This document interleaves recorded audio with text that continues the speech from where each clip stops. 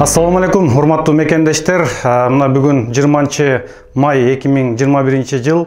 Өзүңүздөр угуп, билип көрүп аткандай, кече жакында биздин кыргыз жаш жигиттеринин ортосунда жана башка коңшу өлкөнүн жигиттеринин ортосунда бир аз түшүнбөстүк болуп жаңжал чыгып кетти.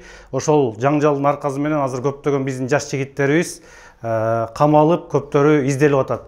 Ошол себептен мындан ары дагы мындай окуя кайталанбаш үчүн мындан ары да биздин үй бүлөсүн багабыз, ата-энесине жардам беребиз, кредитин төлөйбүз, алган машинанын лизингин төлөйбүз деп келген жигиттерибиз мындан ары да ушундай улуттар аралык жаңжалга барып камалып калбас үчүн биз алдын ала түшүндүрүү иштерин жүргүзөлү деп бүгүн дагы ушул элчиликтин мекемесине келип отурабыз. Бул жерде бүгүн ушу элчиликтин кызматкерлери, МВДнын кызматкерлери, диаспоранын өкүлдөрү келип видео кайрылуу жасап атабыз.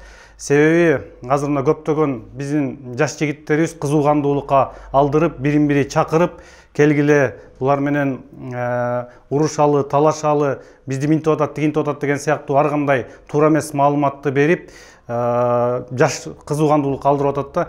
Ошон үчүн баарыңыздардан суранабыз, урматтуу мекендештер, бул жакта иштейбиз, үй бүлө багабыз деп келгенден кийин уруш, талашты токтотолу.